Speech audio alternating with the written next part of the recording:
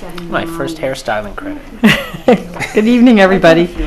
This is the Tuesday, October 15th, 2019 Town of Monroe Planning Board regular meeting. Noreen, would you please do roll call attendance? Anthony Vaccaro. Here. Lisa McQuaid. Here. Bonnie Franson. Here. James McKnight. Here.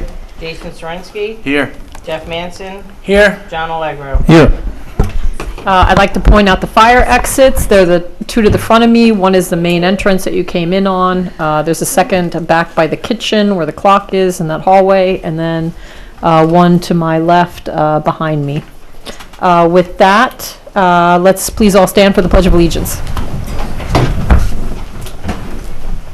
I pledge allegiance to the flag of the United States of America and to the republic for which it stands, one nation, under God, indivisible, with liberty and justice for all.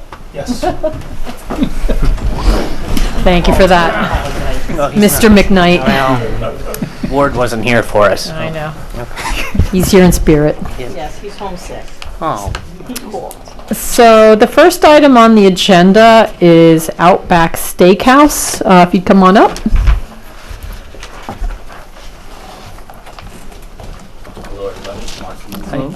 Hello. And then once you have a chance to settle in, just let us know your name for the record. Mark Kaminsky. Want to speak into the microphone, please? Sorry about that. Apologies. Mark Kaminsky, Outback Steakhouse, managing partner. Can you spell your last name, please? Kaminski. Thank you. So we're not certain that this is actually an application. It may end up being a waiver. It only involves you're proposing to repaint the building, correct? That's correct, just the exterior. And that's it, the roof color, just the colors themselves, otherwise it's staying Outback Everything Steakhouse? stays the same, just the colors. I have the packets of the sample boards, sample colors for Okay. review. Why don't you please hand those out? So Ashley, if you look at the Architectural Review Board section, Thank you. normally when there are changes proposed to a building that had previously required site plan approval, and they propose to modify it, it goes in front of the ARB for review. But you can waive that. Thanks. So at this point, since I suspect this would be a type 2 action, I don't know if it makes sense to waive it, or just we'll take a look at the colors, and then in some way approve it.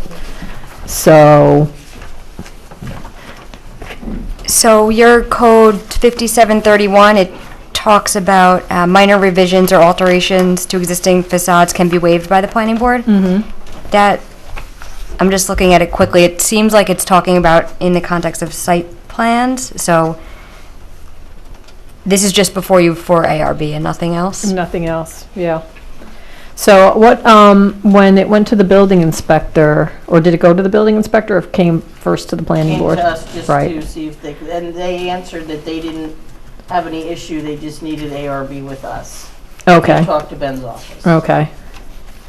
So, everybody, why don't we just, while Ashley's looking at that section, take a look at the proposed exterior. And if you have any comments on the proposed changes in color, let us know. Again, I think everything's staying the same except for the color, correct? Correct. But there was a mention of the sign changing, possibly. No, all the neon stays the same. The same Okay. neon that we have now is going to be the existing neon. And just for the benefit of the public, I'll put it up on the screen. So that's the existing? That's correct. And that would be the proposed? That's the existing. I That's think. existing, That's that's a proposed, sorry. Yes. How are you going to paint the roof? They're not shingles, right? No, it's not shingled, so I'd imagine they're just going to use an exterior paint. Oh, okay, thank you. So they're not changing the roof? No. Okay. Well, because this looks like it's green, but then this is showing that it's brown, so that's a seam, standing seam? That's just, they're just gonna paint. Over the right over standing that. seam, okay.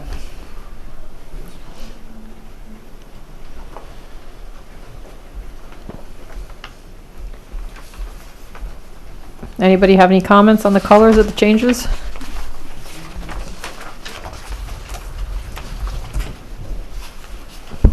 No? Mark, is this to bring the building in line to what the current package is from Outback? Yes, some of the Outbacks have had exterior remodels. We're not there yet, so we're just getting, The color a more scheme. current, yes, scheme that goes along with the rest of the brand's design. So if somebody was opening up an Outback from scratch and building from scratch, this would be the current palette that they would be Depending working on from? where, yes, I mean, they Oh, vary from okay. state to state. Okay, thank you. So the provisions in the code say that any modification, renovation, or restoration of a facade, including the lighting of any existing or proposed building other than a single-family detached dwelling, shall hereby be subject to architectural review by the planning board if it is or was the subject of a site plan, special use permit, or subdivision review. And we anticipate that at one point there was a site plan, for this application, or for this particular site. And then it says minor revisions or alterations to existing facades may be waived by the planning board. And so I guess the question is, can we make a determination that this is minor in nature and thus will waive the need to do anything further? Or can we, based on the procedures here, essentially approve it this evening? I would have to look a little bit at the procedures. I was going to say that because it was prior or previously a subject of a site plan, then that's why it's before you. So whether you could approve this, or if you determine that it's a minor revision and you want to waive formal architectural review, but conditioned on, the applicant pursuing this design, that's before you. Yeah, I guess my inclination would be to just say that, we really waive any formal architectural review, but conditioned on what you presented to us, if that's reasonable. So that they'd have to, because what they're showing you here is minor, so that's why you'd be waiving it then, so long as they follow this plan. Right, exactly. Any thoughts on that? The only thing is, think about is the sign. Did you say you were going to change the sign? No, all the neon stays the same. So the dimensions are going to be the same? Everything's the same, just paint. That would be the only condition in what you show here. Okay. I don't, I just would want to see a larger sign that nobody here had a chance to review. Just the neon. Okay. So, with that, and this is a type 2 action because it's just facade alteration. So I would recommend, I'll raise the motion that we waive architectural review approval, subject to the applicant using the colors, the materials, and the finishes as proposed this evening and as submitted to the planning board. I'll make that motion. Can I have a second? I'll second that motion. All in favor? Aye. Aye. Aye. Any opposed? Any abstentions? With that, the motion passes, and I think we'll just reflect that in our minutes. Okay? Thank you. Thank you. Thanks. I'll take a blooming onion. Yeah, this is the form, yep. And then just Town of Monroe. Sorry, yeah. And we'll give you this back. That's right. And so, why don't we queue up Eagle View Estates?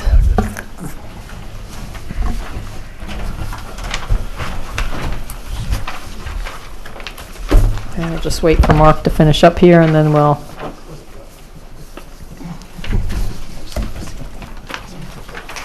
I can email it. Okay, just put your email right on the bottom of that, and I'll do it in the morning. And just for those who received the agenda earlier, Walmart is not making an appearance this evening. They'll be on our November agenda, and DG Management as well decided to hold off and return after they have done more research with regard to that Orange and Rockland letter, which we all should have received, with regard to the driveway access and questions there. All right, so with that, David, why don't you Sure. introduce yourself and Hello, let's see where we are. my name is David Nimato. I'm the architect for this project, and we're happy to be back here before you, acknowledging the fact that we were very proactive since our last planning board meeting. Just a brief summary of the things that have changed. We responded to McGooey, Hauser, and Etzel's comments dated from their comment letter dated September 17, 2019. That mostly encapsulated retitling some of the lots, so it's Lot 1, Lot 2, and then the upper lot remains as its own section, block, and lot. The lakeside parcel is no longer segregated out from the rest of the land. That has been divided and now a part of Lot 1 and Lot 2 respectively. And so it'll remain in that condition, and the subdivision can remain as previously presented. We followed up with the sewer design at the last planning board meeting. Mark from McGooey, Hauser, and Etzel deferred the design once again to Moodna Creek and their consultant. So we went through that process with Moodna Creek and Lincoln Tully. They approved the revised septic or sewer design in its entirety. So we're expecting that that's a design that's been completed. And I'm sure all of you have that letter from Lincoln Tully. So they're representing the Moodna, Moodna Creek. okay, they're the consultants. Yes. Okay. They basically, or that encapsulates the majority of the revisions that were made, and I am hoping that we're near completion. So, we received today, or I guess these are from the 17th of September, comments on Eagle View Estates, lot line change and minor subdivision. Did you say you addressed those? Yes, we addressed them point for point in our letter of September 26, Okay. 2019.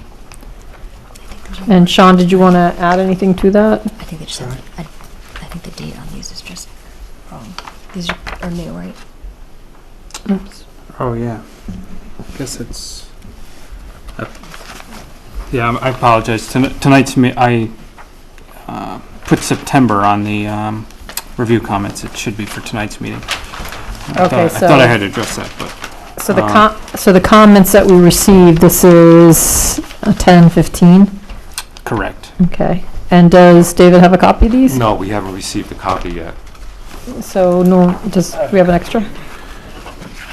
Sean was very nice to make them today since we had them printed out.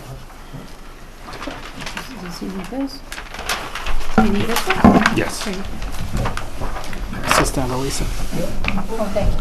Pass down to Lisa, please. Just do. Okay. To Lisa. All right, so I noted that the floating dock that was shown on the previous applications has been removed. Then there's some more technical things that I identified, such as the slopes on the profile. Some of them weren't shown. We believe the private road detail needs some minor tweaking. The driveway culvert needs a size and grading and such for that. The fire turnaround is identified as 20 feet wide, but we believe that should be 26, so maybe that should be checked out with the state law. Yeah, these have all been revised on our latest set. So, Should we go, you want to go through them then, comment by comment? Because I can bring these up. if need be. So, why don't we do that, just so we can go Sure. through them? Sure. All right, so the proposed floating dock has been removed from the application. What sheet was that on? And I'm not seeing it as I go through these. Right, that's what I'm saying. It was shown on the previous application So it's now, it's been taken off. Right, I'm just pointing that out for the board. Okay. The second bullet, some of the slopes, such as, I have on here, Station 141 to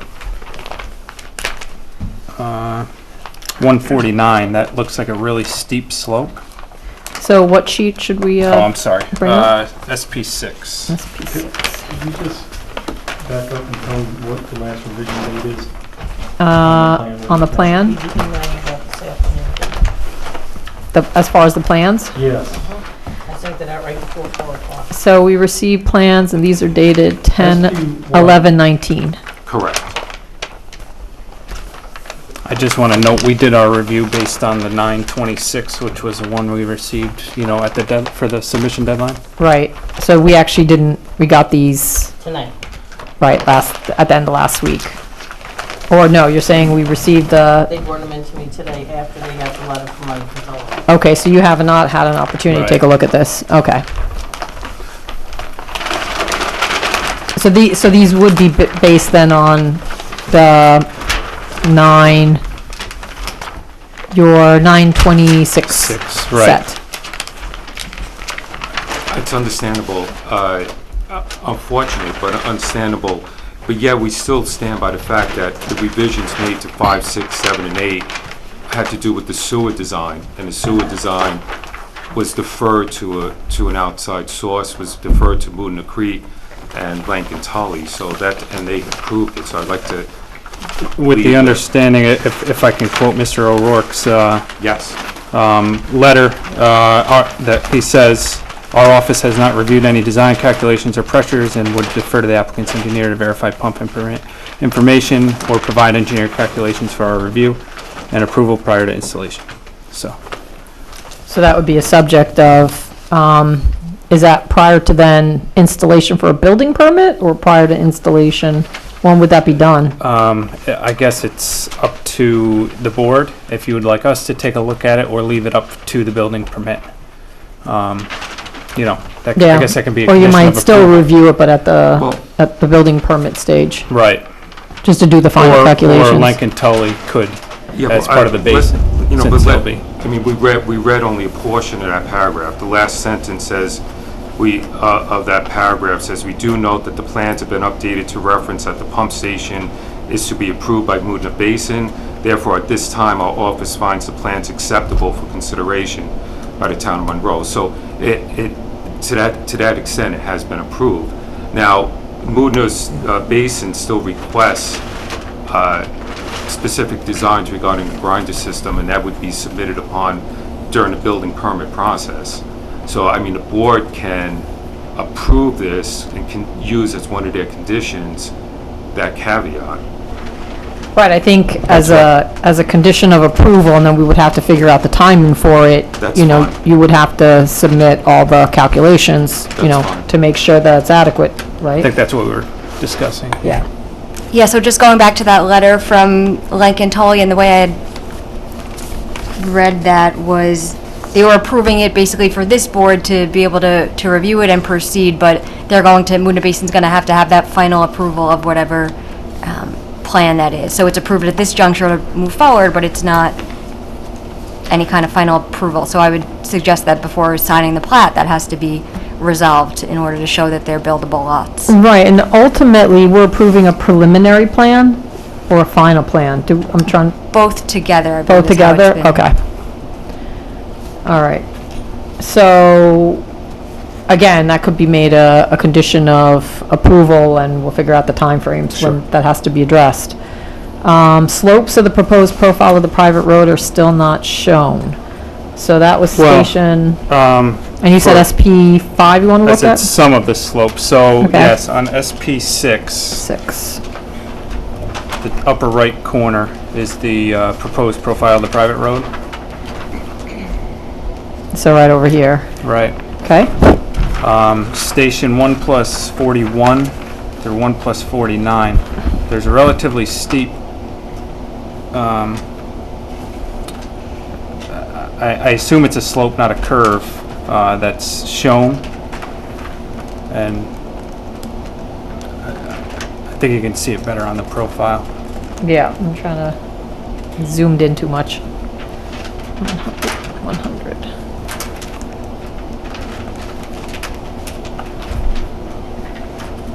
There we go. Is that good? Yeah. So after the slope of the 6.5%, there's a steep In here? decline, correct, yep, just after that. There's a steep decline, keep going to the right, a little Okay. further. Yeah, right in there is the Right start of here. it. Yeah, exactly. And that's not shown for the slope, so. Do you see where that is, Yeah, but David? that's reflecting the curve in the road. A vertical curve? No, a horizontal curve. So when you're looking at the road, we're showing the profile by station going going across, and at that juncture, that's where the road curves. Right, but that slope is still, it looks very steep, especially compared to the 6.5. And since this is a dead end, I don't believe the town code allows more than 10%. So I'm just questioning whether or not that's greater than 10%, so. So that little segment, we just need to clarify whether it's less than 10%. But should it be a straight line like that, or should it, I mean, It could be, or it could be a vertical curve. I can't really tell from that since it's so short, so. okay.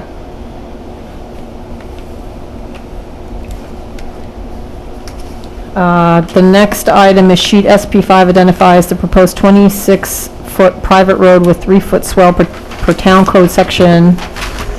Grading has not been provided to depict the swell along the proposed private road. Additionally, the detail for the construction of the swell along the proposed private road should provide for width, depth, finish, etc. Furthermore, the detail appears to be graded away from the proposed swale. So that's SP5? Partially on SP5 and partially on the, in the detail, which is,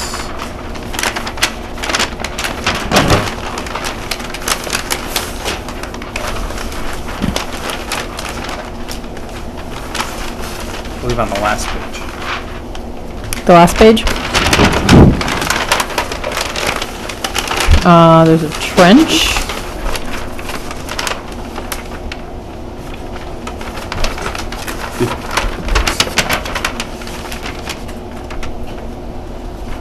What are we looking for? Of course, now I can't find it. We're looking for the, Private road the detail. the It's on swale, the upper right-hand corner of SP7. SP7, SP7. upper right-hand corner? Yes. Okay, right there. Yeah, so the swale shown on the, what appears to be the uphill side of the, and it's not catching any of the water that would be draining off the roadway.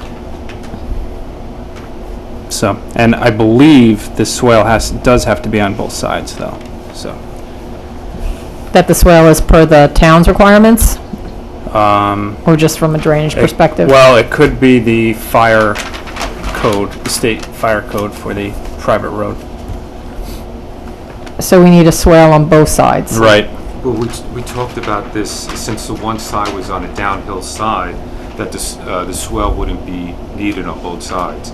I mean, this was talked about several times at our past meetings. Well, it's shown on the uphill side. It's, okay. So the issue, it's shown on the uphill but not the downhill side? Well, the downhill side, the water's going out into the Into the lawn? conservation area. Okay.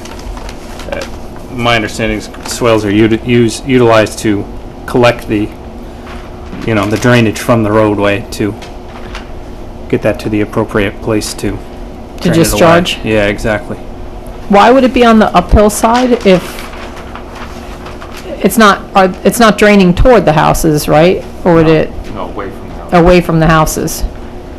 So why would we need a swale? And this is just a question.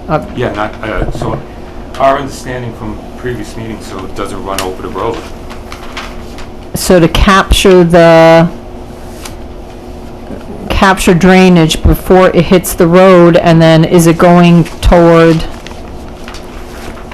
any stormwater in the existing Walton Terrace? No, Where is it discharging to? into the ground. And so it's just permeating. Well, could be discharging overland as well towards the nearby houses, especially lot, it's not labeled on this one, but the one on Walton Terrace to the, I guess it'd be the west, southwest. So in this direction? This direction or this direction? To the left on To the that left? sheet, yeah. Okay, because there's a house right Right. there.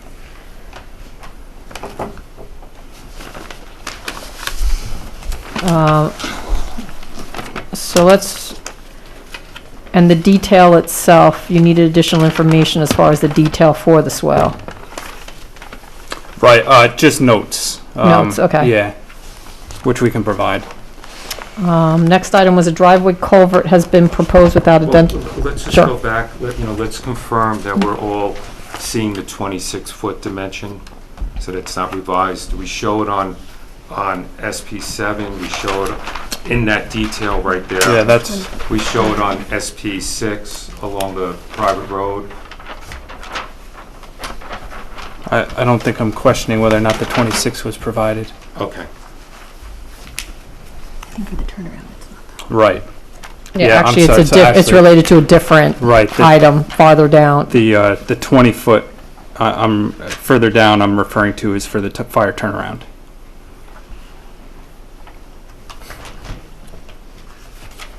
So if we look at this, at the end of this, here where it dead ends, there's supposed to be a 26, there's supposed to be some kind of turnaround there. Right. So fire turnaround detail, so where's the detail on what sheet?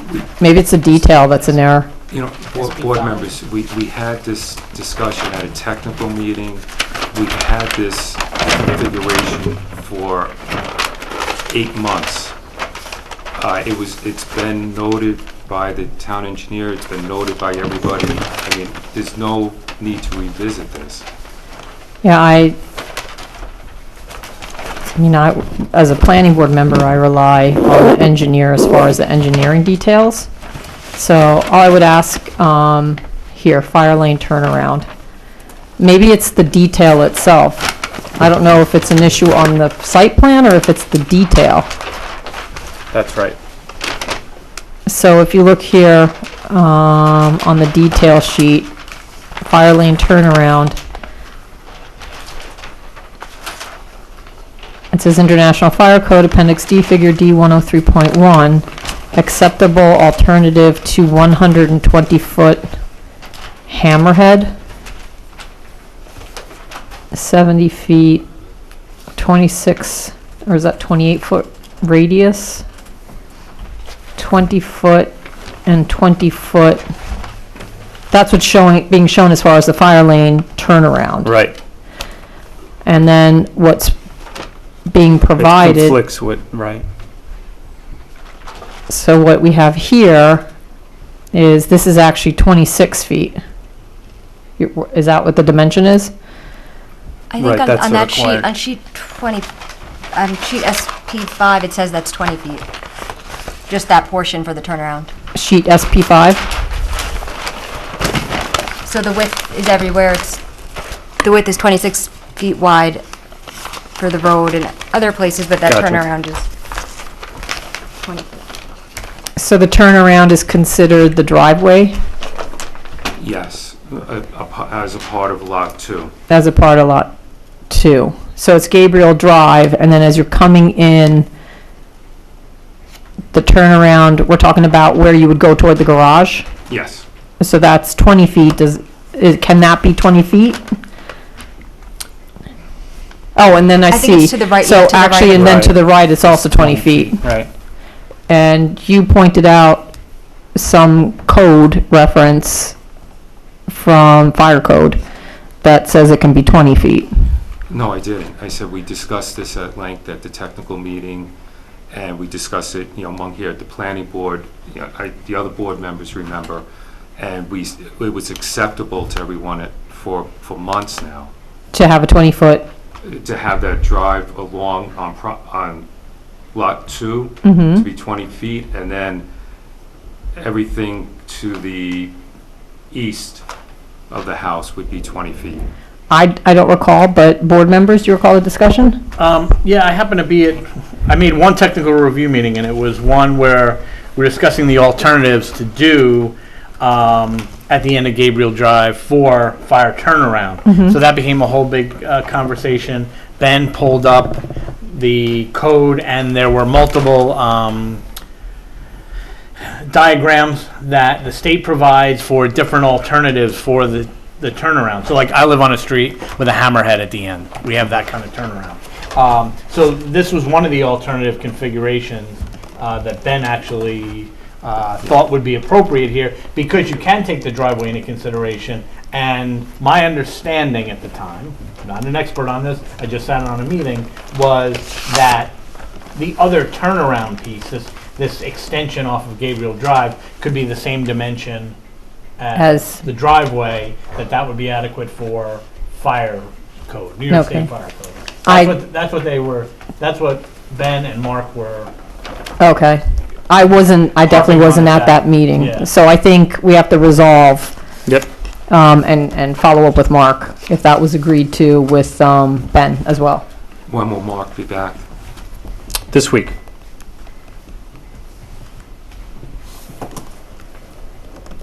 Okay. Before that comment, there's a comment, a driveway culvert has been proposed without identifying proposed size, type, proposed inverts, construction detail, etc. Is that Right. now So shown that's or on- not yet? Yeah, so that's on, it's shown on on SP5 on the existing lot 61. So up near Walton Terrace. SP5. Up by Walton Terrace. Just under the roadway, it says proposed culvert under driveway. We should just clarify what size and type and the grading to make that culvert work. Okay. And provide a construction detail for it. So it's the proposed culvert under the driveway? Right. Is there a minimum diameter? I know in other towns, 15 inches the minimum. I'd recommend that size here, but Is that culvert discharging to any kind of stormwater system in Walton Terrace, or there is no? no, I believe the intent is to have it, the swale alongside the proposed private road to be carried underneath the driveway. Oh, so it's just basically the swale, and then because there's a driveway Right. there, the culvert would carry it. Exactly. And then the swale continues to something in the street, and there's a catch basin farther down, right, from what this is showing? It says 15-inch Right, CMP yeah. catch basin. To these, I guess that'd be the west, right? Mm-hmm. And I think that's going downhill. It would be Right. going in that direction, right? Yep. So the swale's going to carry it to here. Where? So if this is the swale, Right. right, it carries it to this location, and then what happens? Yeah, right. If it's a 15-inch diameter culvert, why would you want to put a culvert and just have a swale across the driveway entrance? So, sorry? David, do you see what we're talking about? I'm saying, yes. if you have a 15-inch diameter culvert, why would you need a culvert when you just can swale across the driveway? Is it Swale, you're gonna swale the driveway? Yeah, across the pavement? yes.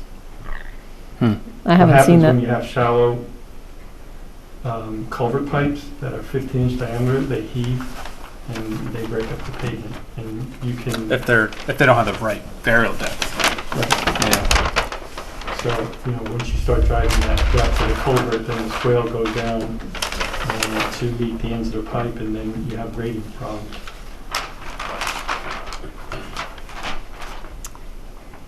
Maybe the applicant can work on trying to get, so that he does have the right burial depth, yeah.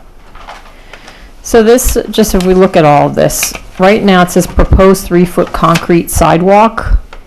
Is that going to be in front of the house? See the arrow on the image here?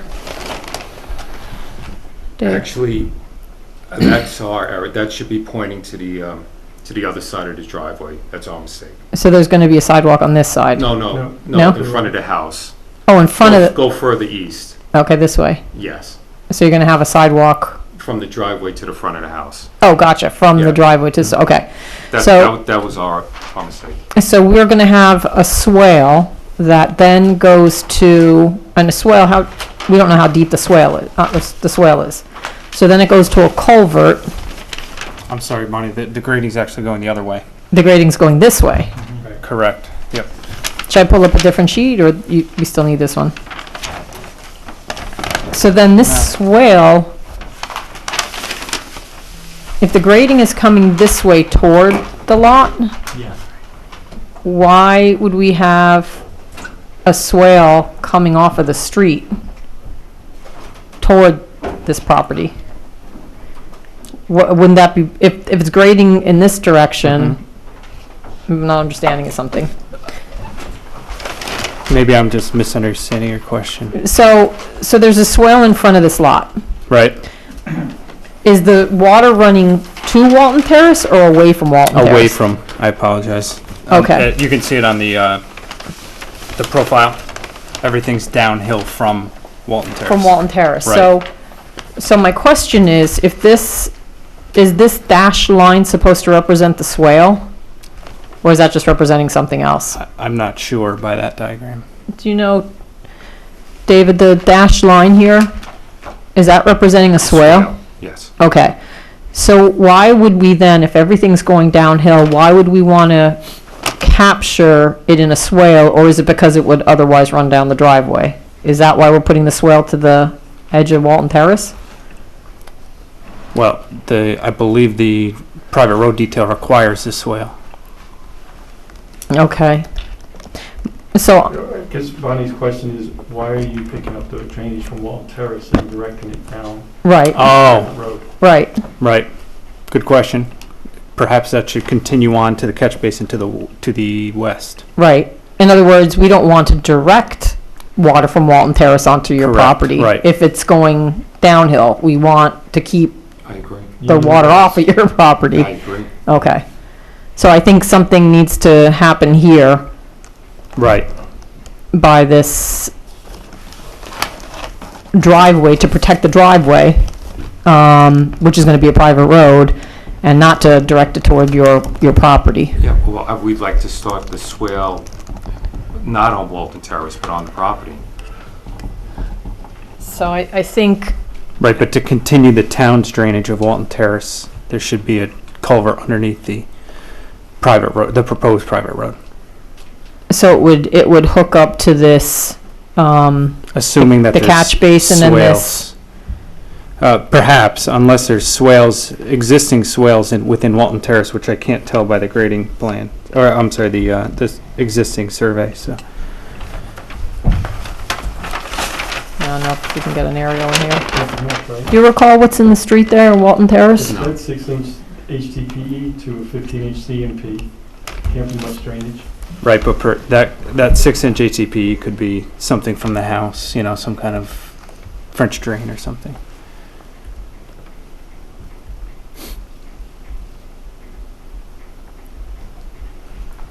So this, I think, is about as, I'm not sure if there's curb there or not. and I can't drop this down. It doesn't look like there's a curb, but you can't tell. The Right. question is that a low point where both sides of Walton Terrace drain down between the property, or is it continued down to the west? I think it's something the applicant's representative should look at. Yeah. Sorry, could you repeat that? The drainage that comes down from Walton Terrace from the top of the map, does Yes. it continue to the left, or does it go naturally down into your proposed drive? I believe it continues to the left. It almost looks like it would, That's- According to the existing topo on SP6, that's what it appears as well. that it would go and it would Continue to the continue left. down the road as opposed to Correct. directed toward his property. Well, yes, there could be a swale there, but the topography doesn't show a swale. But the general grade is from east to west in Walton Terrace. But even on the catch basin on the west side, he shows a 15-inch CMP. Not much drainage, you probably can pick it up with a swale right across the proposed intersection. Yeah, so it looks like if you just look at these general contours, it's going downhill like this, right? Yep. And then this is kind of going with grade and then down. Here we go.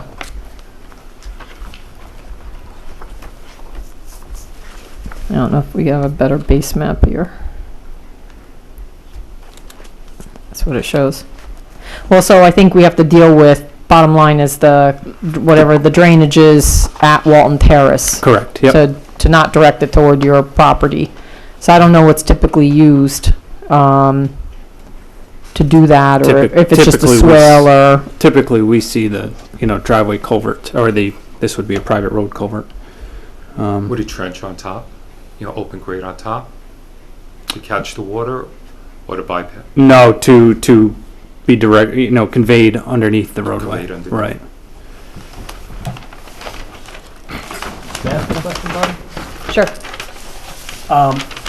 Just jumping back to the culvert on the lot closest to Walton Terrace.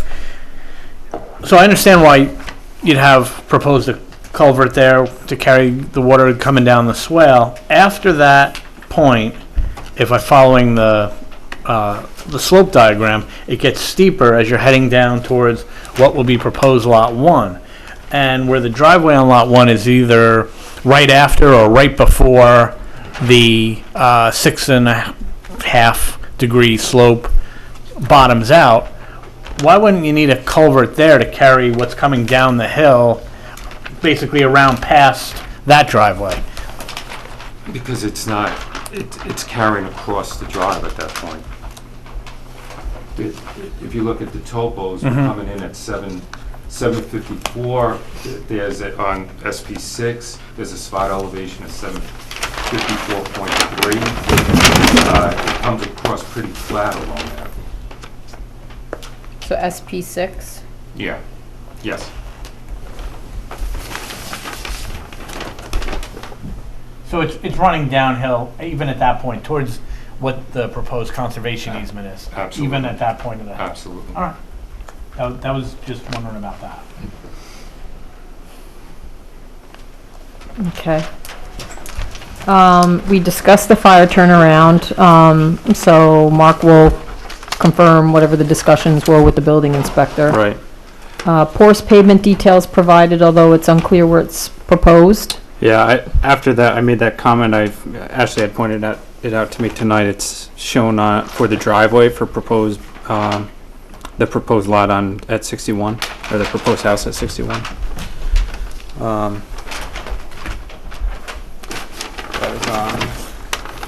It's on sheet 5. And we're using porous pavement, why? To meet the Lot? lot impervious pavement coverage. You want to bring that up? Do we need to meet lot pervious coverage pavement if this is a cluster? Yeah, so there actually is an issue with that because the plans, this is in the water supply protection overlay, and I believe at the last meeting, we were asked to update, to reference that in the bulk table, that it's in that district as well. So the bulk table has 50% you have in there for the maximum coverage. Where did you get that figure from? You may have just he may have just developed it as part of the cluster to come up with bulk requirements for the cluster subdivision, I would guess. Because it wouldn't be, I don't think that's conventional. No, but for the water supply protection overlay requires the maximum is 15% coverage or 35% if you have stormwater quality controls. Okay. And lot coverage in the cluster, that's actually something for single-family detached homes that this board doesn't waive, so you waive the lot area and the setbacks you could determine. Okay. But as far as the lot coverage, We can't. that's not included in that section, unless you're aware of something that F I'm not. is F is a waiver For for the watershed overlay. the watershed overlay district has a waiver, but that only allows you to waive to get whatever the underlying district has. So that would be a maximum of 25%, I believe, in the SR 15. All So right. this wasn't previously in the bulk table until it was, I guess, modified. Right, the watershed overlay is definitely a new overlay zone. And so in the SR, are we in the SR 20, 15, I believe. SR 15?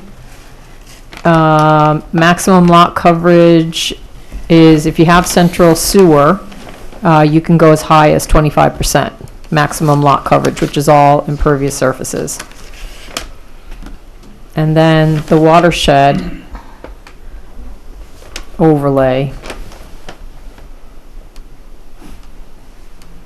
over here is limitation on impervious surface coverage. The maximum lot coverage on any property within the WSPO shall be 15% in cases where the proposed development does not integrate stormwater controls into the design of the development. Where proposed development integrates stormwater controls, the planning board may permit an increase in the total maximum lot coverage to 35%, provided it finds in consultation with the town engineer that the stormwater quality controls will reduce potential water quality impacts to pre-development conditions. Planning board shall attach conditions to its approval as it deems necessary. You can limit the total impervious surface area on the lot, require conservation easement on land outside a building envelope, reduce the footprint of a proposed structure, require cluster subdivision development, reduce the total number of buildings, area dedicated to parking, limiting length of driveways, other conditions deemed necessary to achieve the objectives of this section. And then it says, planning board in its discretion may allow an increase in the maximum lot coverage not to exceed that set forth for the applicable use and zoning district set forth in the schedule of district regulations, where it determines, based on the findings of the stormwater study and in consultation with the town engineer, that the objective of this section can be accomplished through other accepted mitigative techniques. So we can allow, it looks like, an increase. But only up to what's in the schedule for that SR 15 district, which is only 25%. Okay. Or the Or the 35. or Or the exactly, or the 35, 35%, or but they're, 35%. for one of the lots, it's proposed 48, I believe, Okay. 48. Yeah, 48.1 or. right.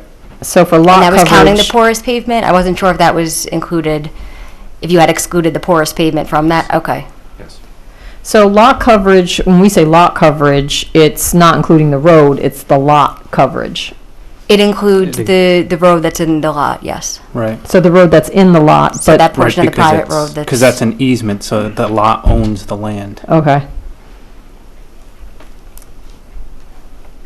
So we have to bring down our impervious, you can bring it down to 35%, With water quality. with water controls. quality controls. And the reason that's there was to protect Walton Lake. It's a drinking water body. Alternatively, if you wanted to go for a variance in order to, if you can't bring it down, that's an option as well.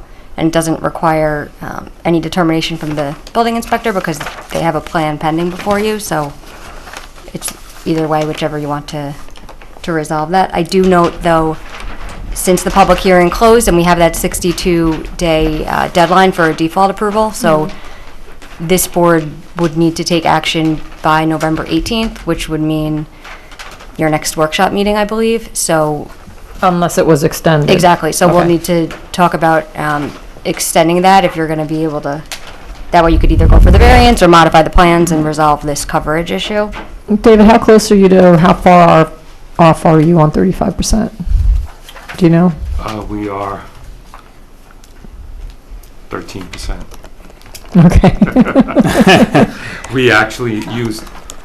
And this is for we that used particular lot? Impervious pavement Correct. throughout that whole drive. So it's 61. It's lot 61 in particular? Lot, yes, the one off of Walton Terrace. Okay, The others are fine. okay.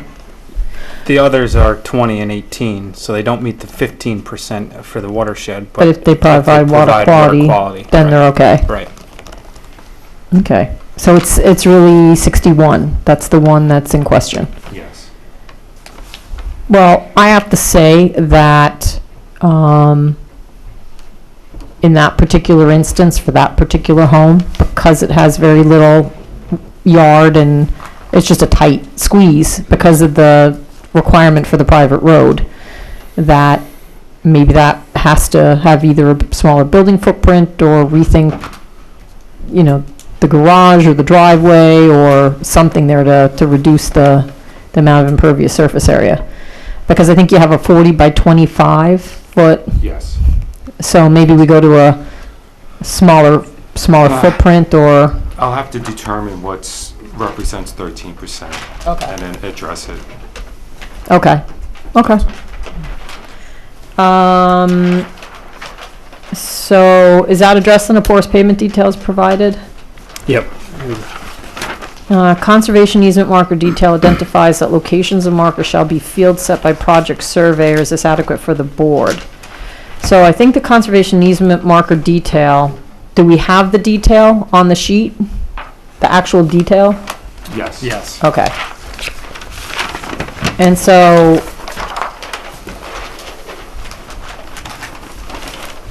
can these be set? Is there any requirement about the markers in the cluster subdivision regulations? I think the question is more, what's the timing? When do we, that's what I would want to know. Do we do it as a condition of I would do signing? a condition of as one of the conditions for approval, but Yeah, it should be done during the building permit process. we have some So- communities that will do it prior to signing the plat, Okay? Yeah, so and I just so think that it's there. the way this has been framed too is that the markers are actually referenced in the conservation easement that needs to be Yes. filed, so they need to be there. That way you're able to tell where the conservation easement area is. Okay. So it would be a condition of plat signing. Okay. And just one note while you're talking So- about that marker, just a minor correction I noted. On that sheet, SP5, I think it is, you have an arrow saying conservation easement marker, refer to the detail on sheet SP5. That should say the detail on sheet SP6 Yeah, absolutely. Thank you. or 7. And I think as far as just approval resolutions, there'll just be a general final review of the plans by the engineer. That's usually what's included, so that any of these little inconsistencies or Right. wrong references to sheets get taken care of. One more thing, in the baseline report then, we'll also note that it'll be, the markers will be set, because I believe in the baseline report, it says that one of the conditions also is the markers being set and photographs being taken. Okay. So if we can make that a condition, one of the other conditions of the approval. Having the baseline report? Well, satisfying those requirements, because we have to take photographs that the easement markers have been installed. But that can't be done until the planning board signs off on the site plan. On the approval, right? And the executed agreement as executed by the town of Monroe. Yeah. So there's 3 points in the baseline. Yeah, That that's kinda the like- way that the sequence of that's a little Okay. complicated, I think, but we'll figure out the best way to That's fine. make it all conditions or. The intent was to, before construction occurs, the markers get put into place, and that there are photos of them, so you know where the markers are. And then, actually, subsequent to development, to take pictures again, because you want to make sure no one's encroaching within the conservation easement area. So it's just a Kept way on- of, tracking. The photos are kept on file with the Yeah, building exactly. department. Yeah. Yeah. So that's what the intent is, if it's not framed as well as it should be in the zoning. Sean, we're okay with the markers, the marker design? I think I had gotten that from Mark. Yeah, there are this standard one that the town uses. Was this one that it was closer to the ground, or it was a little higher so that you could see it if you're mowing? Yeah, this is. Do we recall? What sheet is it on? SP7? Right, bottom right. Nope, right Yeah, there. 62 inches in length. 62. Right, Okay, so that's 5 feet. 5 feet. Yeah.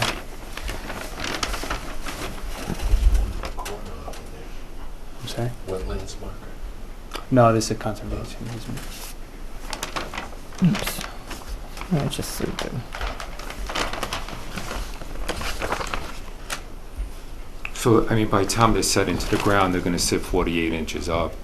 4 plus or feet. minus, if they're overall 62, okay. Good. Okay, I think that's high enough, right? yeah. Yeah. I think that the idea is, so you just wanted a reasonable elevation above the ground so that if someone's mowing, they're not gonna smack it. But that it's not so low that they don't see it and then they run the mower over it and then damage the mower and possibly hurt themselves. So it just needs to be a reasonable height. We don't like it to be way above ground because then it's kind of aesthetically Yeah. not that pleasing to the homeowners, but we don't want it so high up or so low that you don't see it.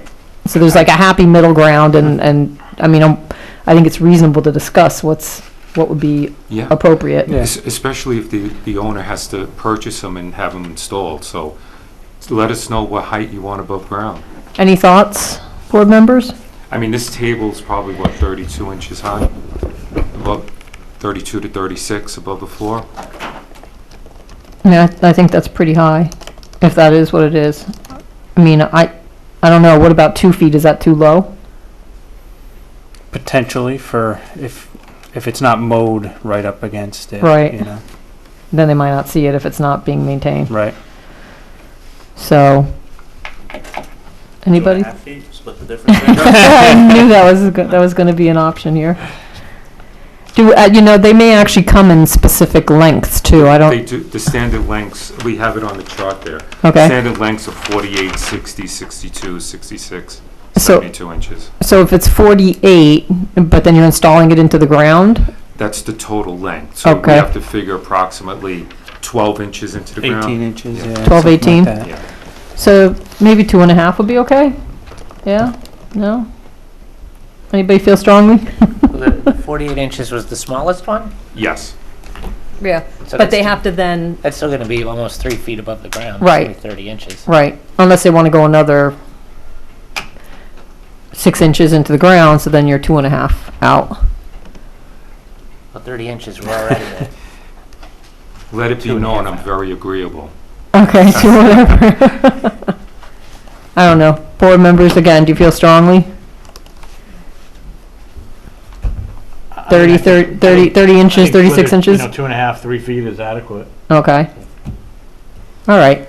All right, we'll go with the smallest, the 48, and I'll try to determine with the manufacturer the length of Okay. unmarked part of the marker, where the wording sits on the marker. Okay. We'll try to get it to that 30-inch Okay. elevation. Okay. But if it's 36, that's fine too. So it's still unclear why concrete sidewalk detail is included? Is that for the homes themselves? Right, yeah, I mean, generally, you only include the sidewalk detail for a site plan. That's Right. more of a building, for a subdivision, that's more of a building department issue. Right, normally the concrete sidewalk would Yeah. be for a public walk. But Or there public are, walk. there's no sidewalks on this, it's No, just for the, We can modify that title to just walkway, concrete walkway. yeah, just put house walkway or something like that. That's fine. Just trying to cover as much as we could. Okay. Since it's been indicated previously from Scott Green of the Moona Basin Sewer Commission that they would take ownership and operate sewer facilities, the plans were referred to the town by Mr. Green. Comments were provided by the commission's engineer. These comments should be addressed prior to signature of the plans. So, we agree that at some point, we'll figure out what the timing is for getting the details, engineering details. What did we agree to? Calculations, Right. Did we say before the plat signing or as part of building permit or? So it'll need approval from the MUNA Commission before plat signing? Before plat, okay. So that would be a condition of approval. Okay, so are you going to be referring the plans to Mudna, or are we? They already were. We're talking about the calculations and, The engineering, Can we yeah. give it to them directly, or do we need to? Or does it get, do we refer, this is the first time I've been involved in a referral to Moodna, so I don't know what the normal We can process submit is. it to them directly, copy everyone, at least to keep the process moving. Yeah, so- And then if Yeah, because there's I think any it's a com- separate approval that they Right.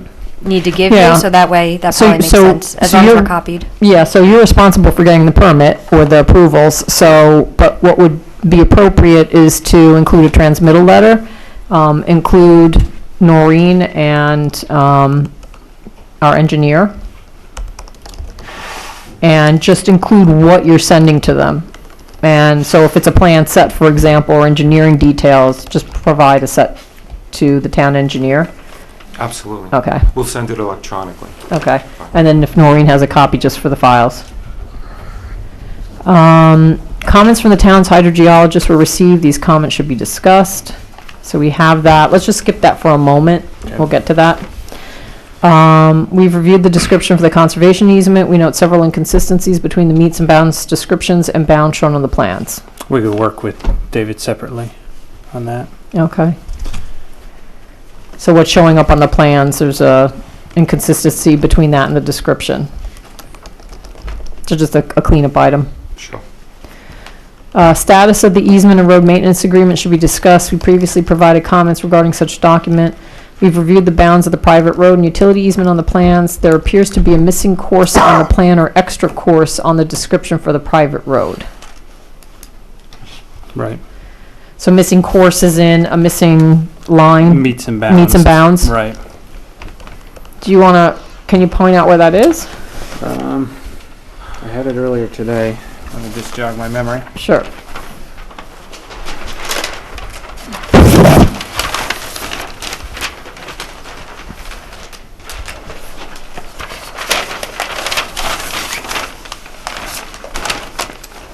It is, if you have the descriptions from the response letter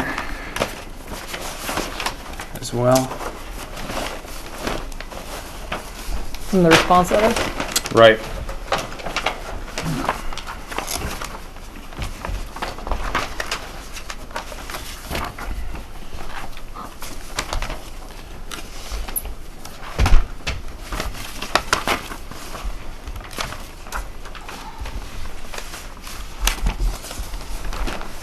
Not the October 15th. This is dated September 26th. Okay.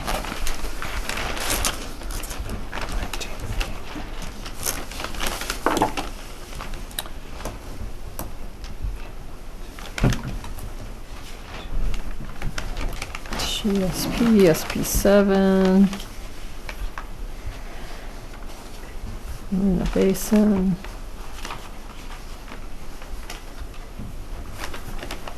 So after, so this is the 1, 2, 3, 4, 5, 6th thence. We have, On the private roadway utility easement? yes, I'm Oh, sorry. okay. Yes. I'm on the response letter. Yeah, Sorry. it's with the response letter, but. Oh, it came with it. Right. The meets and bounds prepared by Steve Drabick. Number 6, the 6th fence. Let me just get to where I need to get.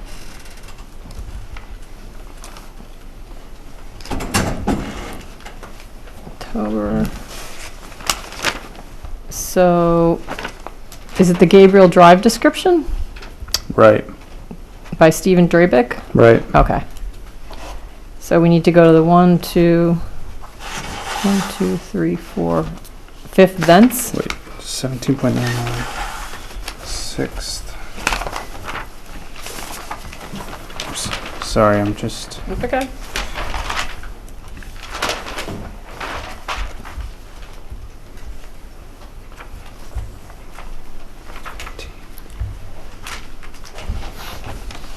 maybe I messed up.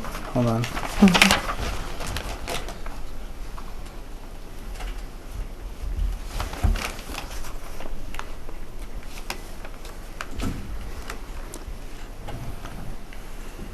Yeah, so we have the radius and the arc length of 19 and 17.99. That's in the 6th thence, the last one. Okay, the 19 and an arc length of 17.99 feet.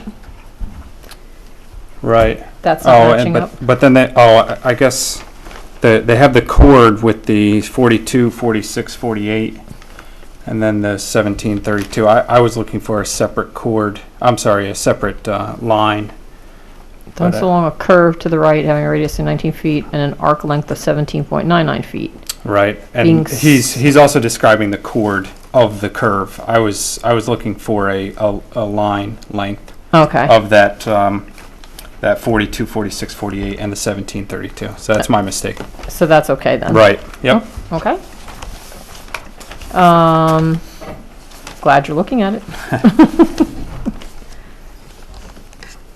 We continue review status of memes, so we did that. All right, so let's get to the hydrogeologist.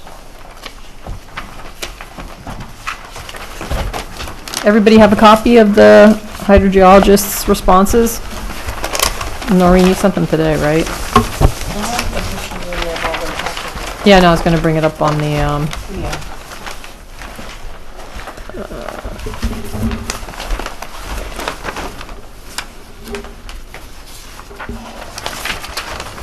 submission, updated plans. Outback. You sent it to me at 11:40, I probably turned around and did it after that. Yeah, I may have Oh, deleted. maybe Oh, because I sent it? Yeah, you sent it to me. I and forwarded then it. Send it around to the board members. Yep. Let me go here.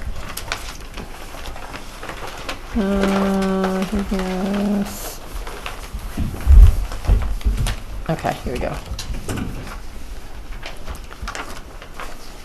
Sorry, ours is not black and white, it's red and or one color on that. Yeah, it's kind of, let me see if I can zoom into this. I don't know if it's gonna, okay. So these were the questions, I asked Noreen to compile them, with regard to what the public had raised during the public hearing process. So there was a question on the validity of the report, with the Sikoryak family being on vacation. We did confirm with Jim, his family was away from July 12th to the 21st.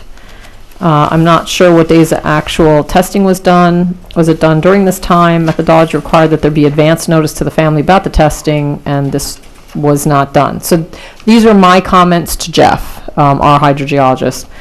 This is his response. Total test period was between 7/22 and 7/29/19, which would be when they had returned, right? Right. Background monitoring period was from 1,100 hours on 7/22/19 until the start of active pumping, and the recovery period was monitored from the end of the test, 1,000 hours on 7/25/19 until 9:40 to 9:55 on 7/29. Active pumping portion of the test was from 1,000 hours on 7/24/19 to 1,000 hours on 7/25. Sikoryak family had returned from vacation prior to the beginning of the test, and the applicant extended background monitoring period to capture weekend usage of the Sikoryak well. Applicant reports that they had spoken with the Sikoryak family and obtained permission to monitor their well and inform them of their testing plan. It appears there may have been a miscommunication regarding the type of ongoing notice the Sikoryak family requested. So the bottom line to me is that the family was there when the testing was done, but there was an expectation that they would be told that the testing was, I guess, starting up, and that's what they have issue with, that maybe they weren't notified based on this. But ultimately, what was key is that they were there, which meant that they were using their well during that time period. There was a question, the drawdown in terms of when he did the well test, since the family was on vacation. Again, returned from vacation on July 21st, 1 day prior to the initiation of background monitoring, and 3 days prior to the initiation of pumping. Water quantity versus water quality. If there's a water quality problem that arises from the new wells, what should be done for the neighboring wells? How is water quality addressed? Can potential mitigation be bonded? And this all results from the silt that I guess got kicked up in the well. Sure. So silt was reported by the neighbor during the July test. This is not uncommon, and silt is commonly mobilized and fractures due to high groundwater flow velocities created during the test.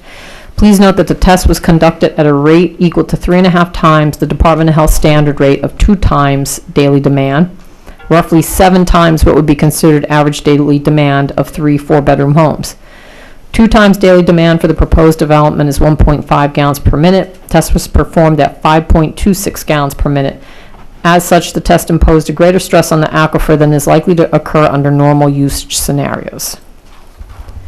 The next question was, what are the implications for Other neighboring wells, for example, cumulative impact. Can there be a requirement for potential additional future testing, or is it not required based on the results? Under the current town code, there are no provisions for assessing potential cumulative impacts that I'm aware of. However, water quality testing was not performed during the test, and Department of Health will require water quality testing as well as yield testing on any new wells installed. So it's going to be a requirement. It's part of the building permit process. So before the building inspector can issue a C of O, the builder has to provide the department with a well test, a well report, and water testing. If the water fails the test for potable water, then it has to go through a purification process. Okay. Then the fifth question was, how long would impact occur from new wells going online, i.e. duration? This is difficult to predict, and it would depend on the nature of the impact. Normal water usage at the calculated rates, 0.7 gallons per minute for full build-out, may not cause any impacts. So that was the hydrogeologist's response. Does anybody have any questions or additional comments? Or, again, I think we tried to sum up what was discussed at the public hearing. You know, I think the only question had to do with, in a prior message from the hydrogeologist. So if there is silt, and if for any reason that silt continues to be an issue when the pumps, when the wells are online, we had asked, is there a mitigation? And we had asked that question, and I don't know that we have a response other than there's a certain amount of money put into some kind of escrow that would take care of potential problems if they occurred to that particular homeowner. And some of the other homeowners were like, well, what happens if our wells, there's a potential issue? But it seems from what our hydrogeologist is saying is that, you know, again, the siltation event was likely due to over pumping beyond what would be normal usage. And 7 times. the 7 times, right. And so the question is, you know, should there, though, just be some contingency for a time period for that other neighboring well, or for the Sikoriak well? And so I think we need to discuss that. Or are we satisfied with the results? And I don't know that we've asked whether the siltation went away, or if, you know, I don't know what has transpired, you know, with that neighbor's well since it having been pumped. Any thoughts, board members? Do we have the contact information for Sikoriak family? Yes, I do. I think we should ask, but otherwise what test is that? If the siltation has gone away, then it stopped as soon as the pumping was done. It's a little, Yeah, let's not subject that, though, to one interpretation. If they say there is, then we need proof of that within 7 days, so that it can be addressed. Okay. You can't just say it and then let it sit out there For a month, or, I gotcha. So So if we they- need to if they- reach out now. I mean, if they say no, which was what I'm expecting, Mhm. then great. But if they say yes, they have it, well, provide us a laboratory proof, provide us some proof Okay. within 7 business days. Well, I don't know that you can get a lab test days, result three days. in 7. I don't know what it Water is, so. testing, Sure. Right. The only thing I'm struggling with is what mitigation and how far do you mitigate, right? And then how do you quantify that to be able to bond and such? So Right. could be a slippery slope, you know. Well, you know, the only question was the water quality, and because they got the siltation. So that seems, I don't think it's going to be a water quality issue from any other standard or parameter. he didn't Just say that in turbidity. there. I was looking for that. He didn't, or was that established earlier? There's no drawdown problem? anything like that? There's no, it's just the I silt think we're that's what the talking about. pumping rate was, Right. yeah. I mean, it's not noted here. Yeah, so- it wasn't noted. I thought that Right. was funny, but And I guess it was generally, maybe assumed from before because it was okay Yeah. before, perhaps? Is Yeah, that what it I was? mean, generally, that's I what don't the- remember exactly. That's what the hydrogeologist is looking at, is drawdown mainly. You Right. know, quantity, not quality, so. And I think that, But it was we- weird he didn't say, oh, the Right. quantity was fine. Yeah. That was kind of like, he well, I think because this was follow-up. didn't bother to repeat it, and it well, was probably said earlier, and I right. just don't remember. That's Right. fine. We had the hydrogeologist report, Uh-huh. and then from the applicant's hydrogeologist, and then our hydrogeologist looked at it and discussed the water quantity, and then the only item that came up had to do with the siltation. Okay. Yeah, so it was really, it came down to water quality, not water quantity. And then the silt is a little funny because he goes, I did 7 times the daily demand and I had a whole bunch of silt. But don't be so concerned about the silt. It was 7 times. Well, why did you do it at 7 times? Why didn't you just pump it at a lower rate and show that it didn't send silt all over the place? Yeah, I don't know why, Yeah. because I think like there's a protocol and they did it beyond what even the protocol required for whatever reason. Yeah, I'm not sure how the protocol was developed. That came from your consultant, I believe, and then if they went above that, then that's... Yeah, so. Yeah, but if you go above it and then get a negative result, why the heck did you go above it? That's kind of, it's a pretty bad experiment, isn't It it? may have to do with the pump type pump and how That was the used. horsepower it is, so, you know. Maybe uh, just Oh, I did see. it. Yeah, you okay. can't control. They're always at that speed or something like that. Okay, maybe. So I did just pull up the prior report from the consultant, and he did say that the results of the test indicated there's adequate water supply for 3 single-family homes. Oh, thank you. So I think we need to resolve the silt. So let's reach out to Mr. Sikoriak. Did Find the out. report say how deep the well is?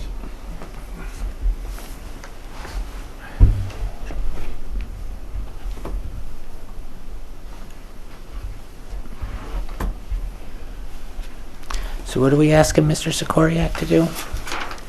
Is there Do you know what the So like depth of the detail well that you is? provided, or is this That just was- one It's page? just his Oh, one wow. page, yeah. You know, I mean, I'm I assuming don't it have was the- maybe on like the proposed protocol or well on something would be else. substantially deeper than the existing well, because that will probably go a long way toward reducing Yeah, flow velocities. This is-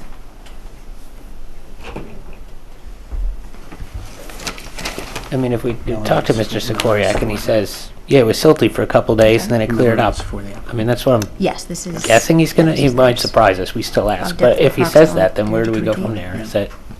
Well, so if it's issue still or- silty, then, Well, it's been months. It can't be.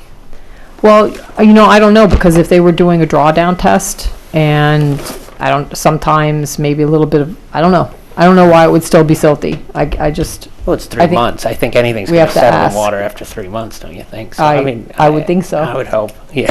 because otherwise I don't know how silt would enter the well on a continuous basis. What the hydrogeologist is recommending is that because the velocity was so great, it got beyond the scour velocity, meaning it caused the silt to, stir up and travel with the flow. So now I would assume, since the flow is much lower, that the silt wouldn't be kicked up in the fractures in the rock. So Right.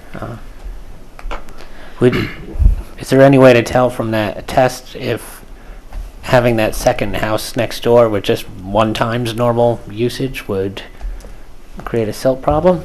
Or, I think that's a hydrogeologist question. Not.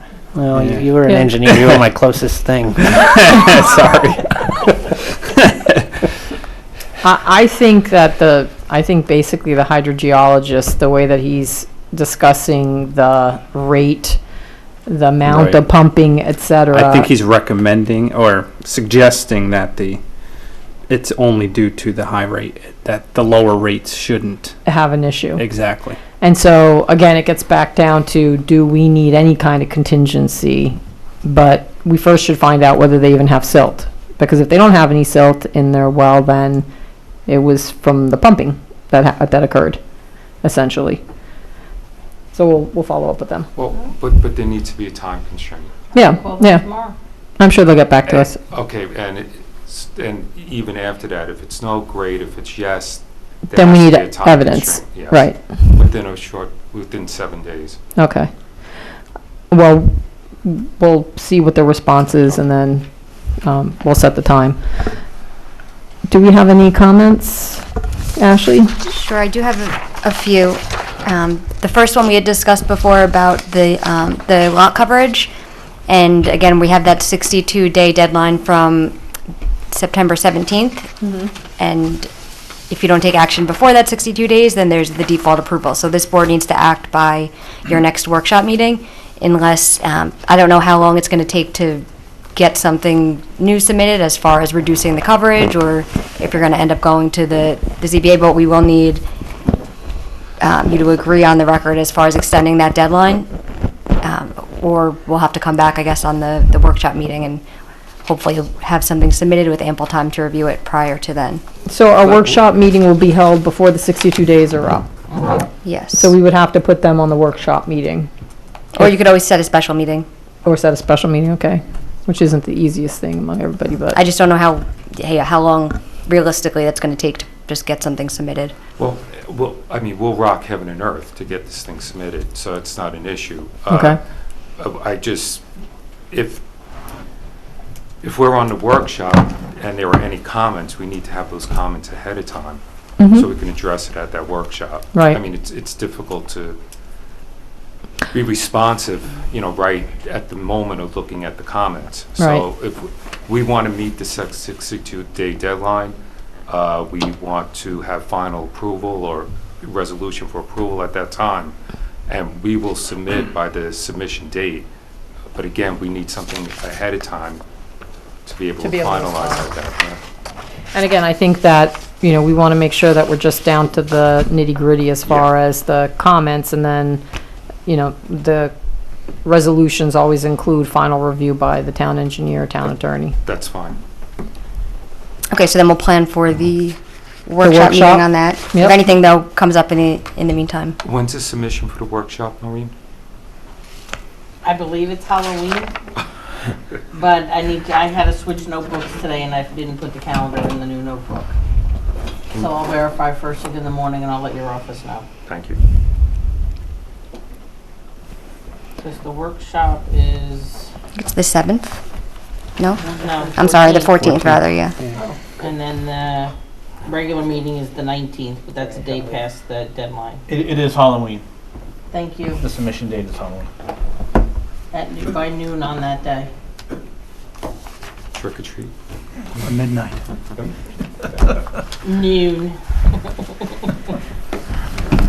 Okay, just a couple of other things. The conservation easement, we had talked about that a little bit last time, and now you removed the dock, and I see you made that lakeside parcel. It's now split between the two pieces. This board, you were discussing what kind of maintenance or landscaping, what, if anything, you're going to allow in the conservation easement, that we will need to come to a resolution on. That way I could finalize that document and then work with the applicant's attorney to get that conservation easement finalized. So I don't know whether you've thought more about that. Originally, I think you were going to also sod that area, David, and have Are we the going to leave flowing dock it in and a stone natural walkway. So is that state, all or- gone now? Okay, so no work within the, No work within that. okay. So it's really, Just a natural undisturbed area, it sounds like. unless you want something to be mowed or anything like that. 'Cause I know there was discussion No, I about, will leave it undisturbed. I think it'll eventually go to a fallow, it'll successional tree someday. I mean, that's what'll happen if it's undisturbed. Exactly. Okay. Is everybody okay with that? Yeah. Okay.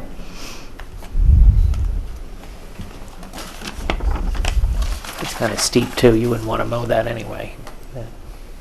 Well, if a homeowner, whatever homeowner buys lot 1 and 2, if they want to add a dock, they have to go for approval anyway, and it's within the 100-foot buffer of the river. So there's so much approval that still needs to happen with such an event. Might as well leave it undisturbed right now. so, and that's the entire piece, that lakeside parcel is going to be undisturbed too, correct? Correct. Okay. So it's been split between the two parcels. Can we just put, how you put those Z lines to show that that little Oh, that's sliver a belongs to, continuation, right, right. belongs to the parcel across the road. You see them on tax maps often, Yeah, that it goes right. across the road. Yep. Just, if we could put a couple Z lots so it's clear. You know what I'm saying? In other words, I know, I realize what you're saying. I'm one not of sure how these- to implement a cut line. It's got a cut line, as Sean said, to have a continuation. The only way to do that is to continue the line across the road, Lakes Road. Go to SP6, I mean, it shows it clearly, or even SP5. Actually, go to, it doesn't matter, either one. SP5? So we continue the line right across onto the lakeside parcel. In fact, it's no. You're talking about right- this. Exactly. right, what I'm saying is, on like especially tax maps, you'll see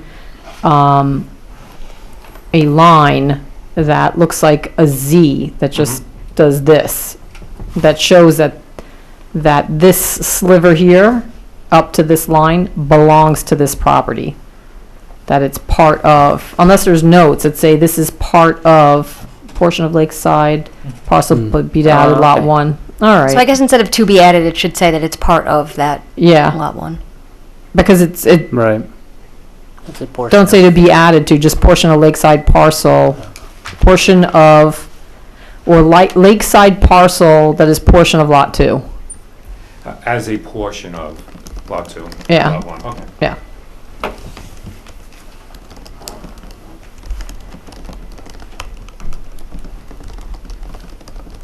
Yeah, because these are, they're not separate parcels. We have to make sure, because then they'd be non-complying. So we want to make sure that's absolutely understood they're part of those other lots. Okay. So I'll then revise the easement document and get that for your next meeting. Just one minor note, correction on the plans. The town road specs require a note about the private road. So I could give you the section. It's A, On which plan do you, so this is for the private road? yes. All right, so. Do you have, I So didn't why don't see we it. put that on 2 SP5, because we have a whole private road enlarged plan there on SP5. And so what is going to be placed there? So the town road specs, it's town code section A63-13, sub C2B1, and it requires a note on the plat clearly stating that the subdivision contains a private road, which the town has no responsibility to maintain, provide services for, nor make any improvements to.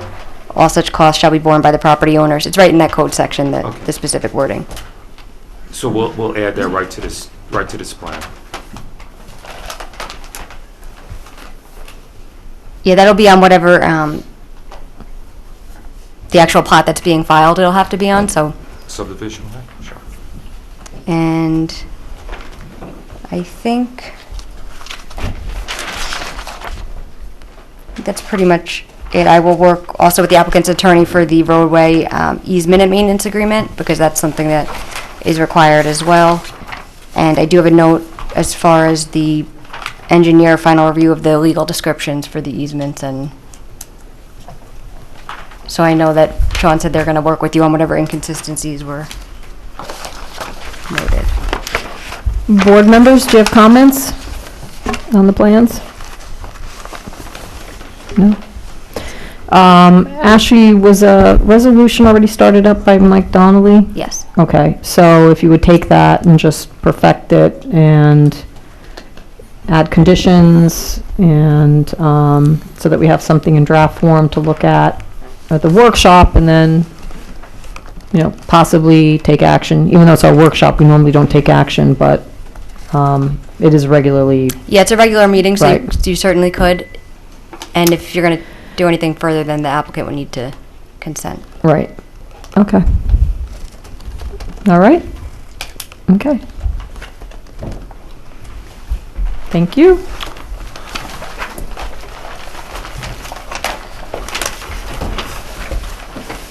So with that, that's the end of the regular items on our agenda. And what is left are the minutes. And so if Ashley and Sean would want to leave us, good night, David. as we go through these, if we can go through these. Thank you. You're welcome. You can get home. Take it easy. Yeah. See the baby. Nah, she's in bed. All right, so now it's, all right, so let's go through these. So thank you very much. Thank you. Ashley and Sean. Good night. Have a great night. Have a good night. All right, minutes. Let's get to, first set, 521. So we now have everybody. So if we want, we can approve these minutes. Let's do it. Has everybody had an opportunity to look them over? Do you want me to just scroll through them? Okay.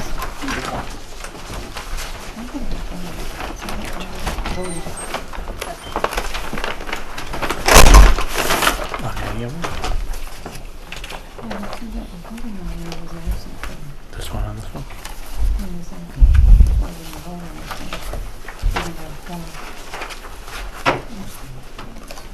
Oh, yeah, you're right.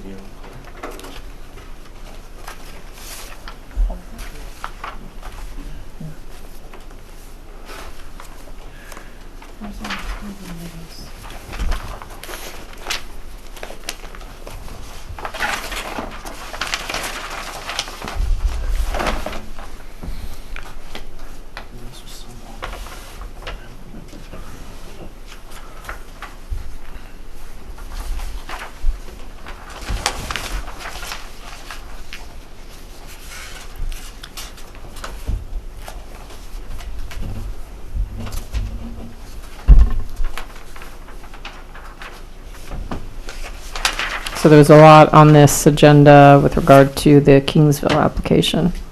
I believe there was a public hearing going on.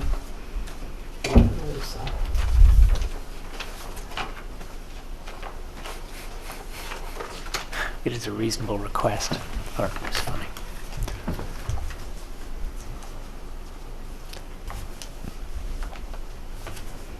Yeah, this was very long.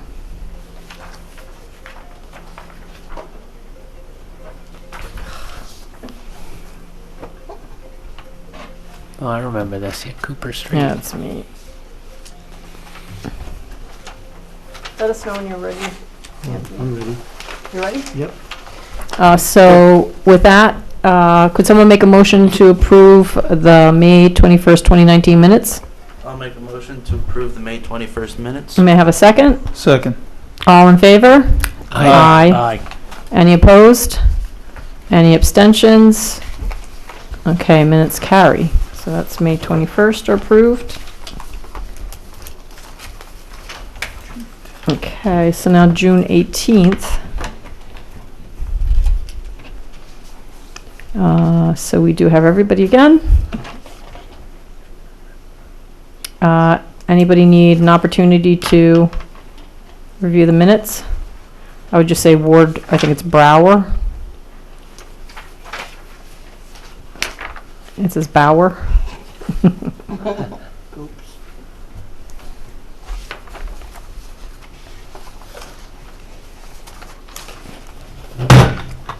Okay.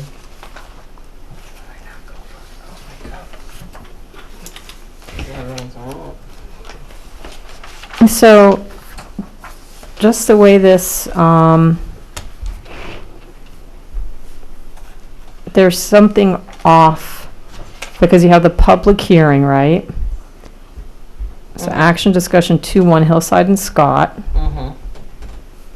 We close the public hearing, and then it has action discussion 2-2 Kingsville Synagogue. Mm-hmm. And it says continue with the public hearing, but then the next whole comment from Ward had to do with foreign objects beer. Yeah, I think he spoke off topic. Was that what it was? Yeah, Okay. So we weren't, I had not yet left the panel. okay. No, he was disagreeing that you shouldn't be on because of David. Yeah, He went on Yeah. to the whole thing before that, because he knew David was part of the foreign. which at that point, I might as well not even come to meetings. No, we need you. So it wasn't that foreign objects was on the agenda, it was that it came up when we were discussing Kingsville Synagogue. Well, he came up and said that he thought that because he recused himself from foreign objects, and David was doing both projects, that he should recuse himself from anything that David represents. I thought the foreign objects was, It wasn't on that night. no? Yeah, that's what's a little strange to me. It was Ward, that's what he was I thought going I on. remember. I think it was. I thought I remembered there was something, and then foreign objects came up later. I think I'm. Yeah, I thought foreign objects Yeah. was there, otherwise why would you have? No? Created the hullabaloo. Maybe I'm remembering it wrong, though. Maybe this came up a different night. You were, foreign objects was still on the workshop the week before. You recused yourself from the weeks before its meetings. I think I have it. That was the 13th? Yeah, it must be. You know, I don't know. Now I'm starting to remember Noreen's version. I think Ward did say something about it on the foreign objects night, and I think he said about it on a separate night as well. Foreign objects was on the 13th. I only remember it being stated once. No, John asked on the 13th. He addressed the chairman, saying a third party had discussions with the owner of foreign objects regarding potential business relationship between myself and the business. So for the purpose of avoiding any sense of impropriety, conflict, I would like to recuse myself from this project. So that was on June 13th. When we came to the meeting on June 18th, Ward wanted to talk. He wanted to go into executive session or private session. Yeah. And he wanted to discuss that he felt that John should not be on an application I remember that. with David. That was the beginning of that meeting, and then we continued on to Kingsville Synagogue. He was trying to get John not to be part of Kingsville Synagogue. But, so that was a separate meeting where that whole discussion occurred, and Foreign then objects was not even on the agenda for on that this evening. agenda? Okay. But he just brought it up. All right. At least he only had to hold on to it for 5 days. And then where it says find the resolutions from Mary Ellen for the prior approval of 2 subdivisions, I would just put a request was made that the planning board secretary obtain the resolutions. That one, I'm sorry. It's on page 1 and 2 at the bottom. Okay, what did you want me to write? I'm sorry. A request was made that the planning board secretary obtain the resolutions from Mary Ellen for the prior approvals of 2 subdivisions. Okay. Bonnie, Yes, I have the agenda from June 18th with me, and I can confirm that foreign objects Was not on. the agenda okay. in any way, shape, or form. So, yeah, Ward was just trying to tie 2 very separate things together through a perceived commonality. Let's call it that. Never. You just gotta trust Noreen. She's not over there bird watching or anything. She's keeping all these important minutes. So I would start then, instead of Ward Bauer, I'll fix his name. colon, I would say, although foreign objects was not on the agenda, Ward Brower raised an issue with regard to propriety. Just because it seems to come out of left field. Could we suggest it was a perceived, A perceived appearance of impropriety, Yeah. right. But I would just start that and preface it so that it's understood that even though foreign objects was not on the agenda for this evening. So, That's fine. all of a sudden it became on the agenda? I wasn't here that meeting. any other comments?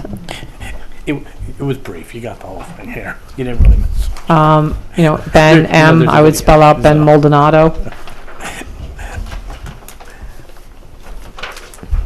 These are more like real, very brief notes, so we could just spell out some of this. Mhm. Okay. With those changes, I make a motion to approve the June 18th planning board minutes. May I have a second? Second. All in favor? Aye. Aye. I'd like to abstain. I was not present at the I'll meeting. abstain also. Okay, so we still have, 4. okay. So we have 4 and 3 abstentions. So June 18th passes. All right, October 15th, we don't have? That's today's date. Oh, sorry. That's just this part continued over. Top of the He did agenda. I'll make a motion. Okay. I'll second that. There's Noreen working on him while we were. Yeah, I did it while we were sitting here. That is talent. All right. And this is Canceled. the minutes. Yeah. Okay, all right. Have we done all the minutes All we right. can? Because we're all here for one. All right, Mr. McKnight, do you want to do some advertising for the Oh, town? yes. Don't forget, everybody. Food Truck Festival this Saturday, 11 to 6. Bands, food trucks, and a festival. Thank you. It's a great time, great Great time, bands, yes, loved it. So it's to make money for Make-A-Wish, Yes, it is. Hudson Valley, a good cause, And you'll be outside. at 61 O&R Road, easy to get to. Again, great time. Best food truck festival in all of Monroe. You're Yes. going to love it. And all of them. All right, with that, I'll make a motion to adjourn the meeting. May I have a second? Seconded. No. Who was the second? Who was the second? Jason. It was not John. All in favor? Aye. Aye. Any opposed? Any abstentions? Okay. Meeting is adjourned. Thank you all.